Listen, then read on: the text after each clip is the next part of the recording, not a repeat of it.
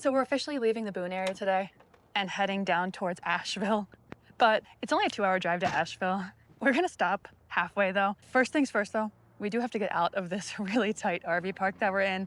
We talked about it last week a little bit, how we don't know how to get out of here with our trailer. So we have to figure that out right now, and we are hoping for the best because it's a tight one and a hard one to get out of.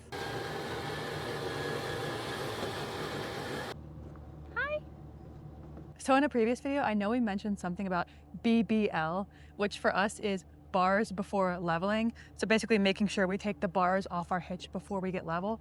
But right now we have to do the opposite, which is BBB, which is blocks before bars. Sometimes we forget to take these little blocks out from under our tires before we put the bars on. And it just doesn't work as good. So BBB is blocks before bars. BBB, never forget. Blocks before bars. Very important step. All right, and off we go to get out of this RV park. So we looked at the map and it turns out like some of the parts of the map don't actually exist. So I think we figured it out though.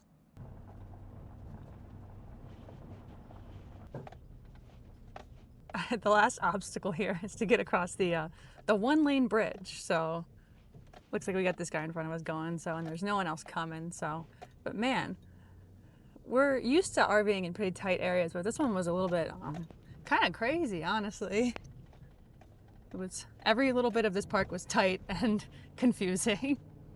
All right, we've reached the nerve-wracking part of this drive. We're going down an 8% grade we're on mile 2 out of the 4 miles, and we're just like deep in these mountains of North Carolina. It has been a little bit scary, but luckily there's not a lot of people on the road, so we're kind of able to just ride it down slowly. But a bit of a crazy grade out here going down towards like the Asheville area from Boone.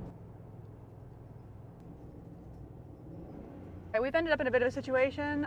We're trying to get to this RV park we're going to, but the GPS, we had all the GPSs up the correct way, but we literally can't figure out how to get here, and we're in like a construction zone. We have to turn the whole RV around. We're just gonna turn around. Everyone's staring at us. We're a spectacle at the moment. Yeah. GPS took us into a construction site, so one of the construction workers letting me use his phone, but I don't know where we went wrong. Okay, have you crossed the bridge yet? Yes, we did cross the bridge. Okay, basically I just turn around and go across that way. Okay. Yes, and I'm so sorry. We've been trying to fix that. I don't know why it keeps wanting to send everybody that way, the GPS. It's driving me nuts. Oh, so no, it's totally we can't okay. put a sign up right now because everybody, you see all the work. Oh, yeah, no, we truly appreciate you guys.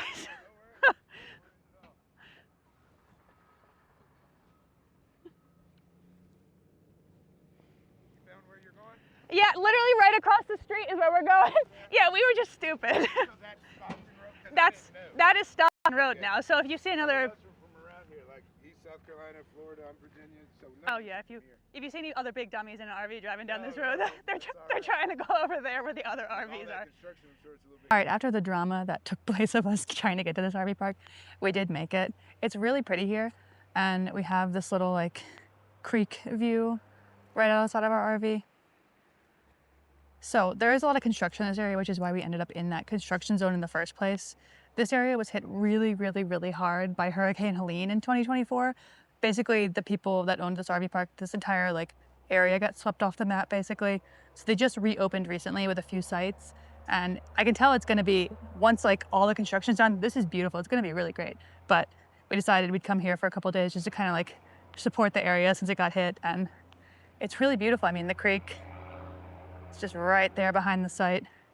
There's a really loud truck driving down the road, so ignore that at the moment, but it's a really nice place. It's called Armstrong Creek RV Park and Cabins. So they also have like a couple cabins and stuff, but they're rebuilding after the hurricane, and it's really nice here.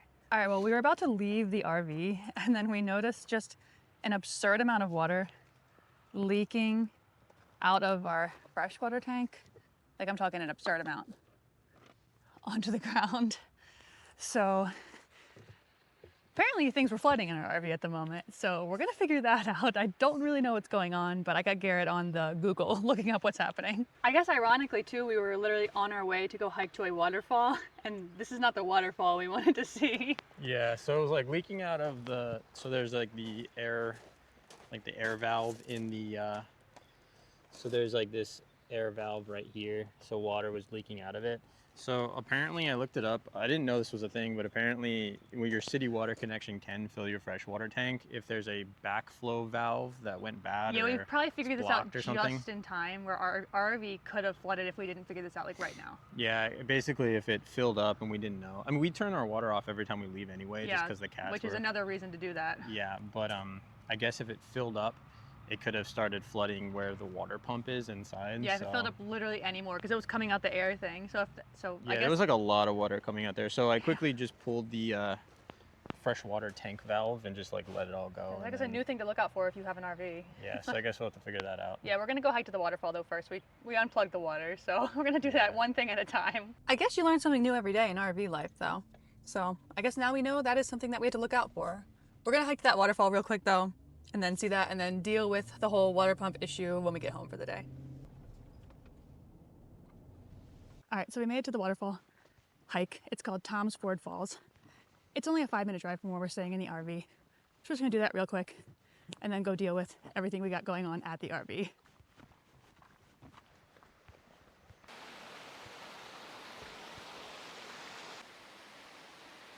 All right, here's the waterfall. It's a little busy, so we're not sticking around very long, but it is really pretty.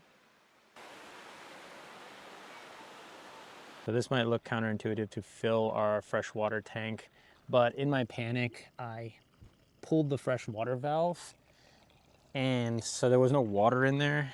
And from what I read online is if you run the water pump for like 15 minutes, it should solve the issue.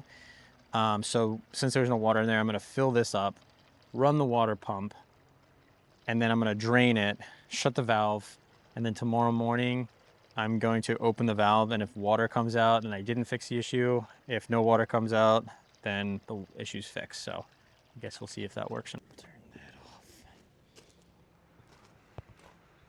Turn the water pump on, and then I'm just going to run one of the faucets for like 15 minutes. And from what I read online, that fixes the issue. So I guess we'll see.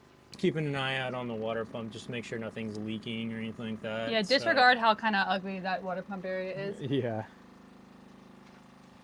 It's okay, Nico. Are you helping? Huh? You helping, baby? So you definitely don't want to be running these water pumps for more than like 10, 15 minutes at a time. So I read online 5 minutes somewhere, but I think someone was lying, because like imagine taking a shower. Like, if you take a shower with your water pump, you have to do it in under 5 minutes. That seems unreasonable. Yeah, I think it's like 10 to 15 minutes. I think 15 minutes is probably at like the longer end of like what you should be running it for. I think. I don't know. I guess we'll see. Time will tell. All right, so we made it to Asheville, and it's been a couple days, so I'm gonna pull this fresh water valve and see if any we're water hoping it's comes out. fixed. Yeah, we'll see if it's fixed. Yeah. Let's see what happens. All right. All right, I mean, no water's coming out. All right. Maybe we fixed it. Guess we fixed it. I guess we fixed it. But, so I guess whatever we did, do that, and might fix your problem if you have the same problem. I'll check it in a couple more days too, and just Yeah. see, just make sure. But, Maybe we're okay. all right, I guess that's good. So like we said, we're in the Asheville area now. We're actually going to be here for a few weeks probably. We love this area. We have a lot more exciting things coming up other than just fixing our freshwater tank or whatever that thing was. So definitely give this video a like if you liked it, and then subscribe to our channel. We have so many more RV life adventures coming up, and they're going to be a lot more exciting than this week's video. And we leave you with both the cats being bad on the counter. See you next week.